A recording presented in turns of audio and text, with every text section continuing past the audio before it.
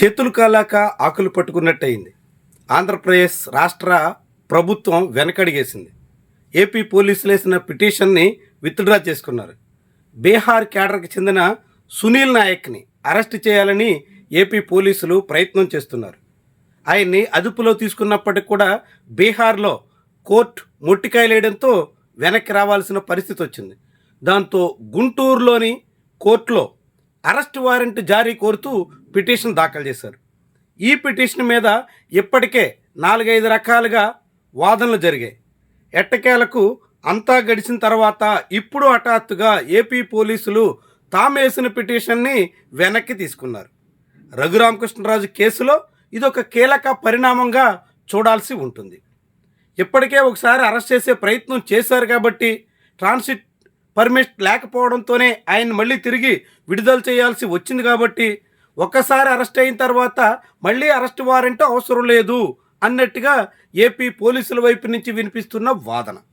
కానీ నిజానికి బీహార్ రాష్ట్ర ప్రభుత్వం వేసినటువంటి అడ్డంకుల కారణంగా ఇప్పుడు ఆంధ్రప్రదేశ్ పోలీసులు సునీల్ నాయక్ని ఏమీ చేయలేని పరిస్థితి వచ్చేసిందా అనే అనుమానం కలుగుతుంది. ఇటీవల బీహార్ రాష్ట్ర పోలీసులు ఏపీ పోలీసుల తీరు మీద సీరియస్గా స్పందించారు. ఆంధ్రప్రదేశ్లోని విజయనగరం జిల్లా ఎస్పీగా పనిచేస్తున్న దామోదర్ నేతృత్వంలోని పోలీసుల బృందం పట్నా వెళ్ళి అక్కడ సునీల్ నాయక్ని అరెస్ట్ చేసే ప్రయత్నం చేసింది. ఆ సందర్భంగా చాలా పెద్ద వ్యవహారం నడిచింది. ఈ పరిణామాల్ని సీరియస్గా తీసుకున్న బీహార్ పోలీసులు ఏకంగా బిఎన్ఎస్ చట్టానికే సవరణ చేసేశారు. బిఎన్ఎస్ఎస్లో తీసుకొచ్చినటువంటి మార్పుల కారణంగా ఇక నుంచి ఎవరైనా ఐపీఎస్ అధికారుల్ని బీహార్ క్యాడర్కు చెందినటువంటి వాళ్ళ మీద కేసులు పెట్టి అరెస్ట్ చేయాలంటే అందుకు రాష్ట్ర ప్రభుత్వ అనుమతి తప్పనిసరి. ఇప్పుడు ఆంధ్రప్రదేశ్ పోలీసులు సునీల్ నాయక్ మీద ఆంధ్రప్రదేశ్ కోర్టులో అరెస్ట్ వారెంట్ తీసుకుని వెళ్ళి అరెస్ట్ చేసే ప్రయత్నం చేసినప్పటికీ బీహార్ ప్రభుత్వం అంగీకరించాల్సి ఉంటుంది. బీహార్లోనూ ఆంధ్రప్రదేశ్లోనూ ఎన్డీఏ ప్రభుత్వమే ఉన్నప్పటికీ బీహార్లో నితీష్ కుమార్ ప్రభుత్వం సునీల్ నాయక్కి అండగా నిలబడినట్టు చెప్పాల్సి ఉంటుంది. సునీల్ నాయక్ కేసులో ఏపీ పోలీసులు చేసినటువంటి ఓవర్ యాక్షన్తో సీరియస్గా స్పందించి ఏకంగా చట్ట సవరణ చేసి కేంద్ర స్థాయిలోని అధికారులకు ఉన్నటువంటి రక్షణను బీహార్ పోలీసులు కూడా కల్పించడంతో ఏపీ పోలీసులు కంగు తినక తప్పని పరిస్థితి వచ్చింది. దాంతో రఘురామకృష్ణరాజు కళ్ళల్లో ఆనందం కోసం సునీల్ నాయక్ని అరెస్ట్ చేయాలని తపన పడిన ఏపీ రాష్ట్ర ప్రభుత్వ పెద్దలకి ఇదొక ఎదురుదెబ్బగా మారింది.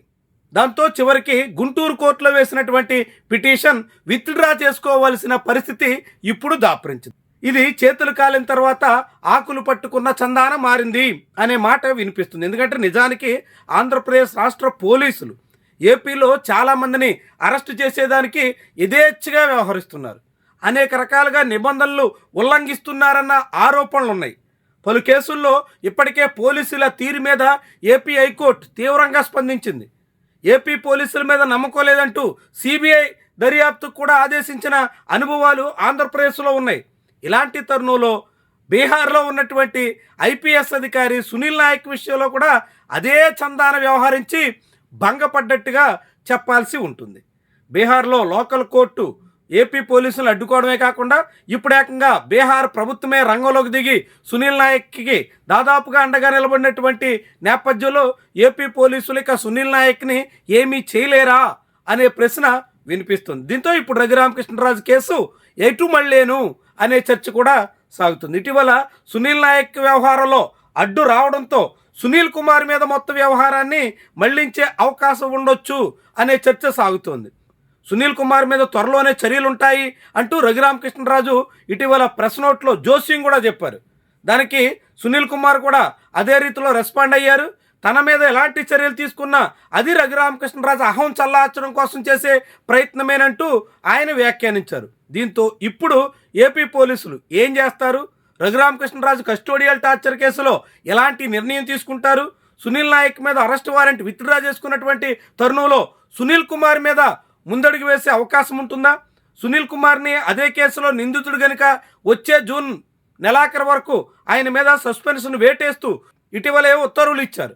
దాంతో ఇప్పుడు సునీల్ కుమార్ రిటైర్మెంట్ వరకు కూడా సస్పెన్షన్లోనే కొనసాగాల్సిన పరిస్థితి వచ్చింది. దాంతో ఇప్పుడు మరి ఆయన సస్పెన్షన్లో ఉన్నటువంటి తరుణంలో రిటైర్మెంట్ వరకు వేచి చూస్తారా, ఈలోగానే ఆయన మీద చర్యలకు పూనుకుంటారా? ఇవన్నీ కూడా ఆసక్తికరమైనటువంటి విషయాలు. తాజాగా గుంటూరు కోర్టులో జరిగినటువంటి పరిణామాలు మాత్రం ఏపీ పోలీసులకి మింగుడు పడనటువంటి వ్యవహారంగానే చెప్పాల్సి ఉంటుంది.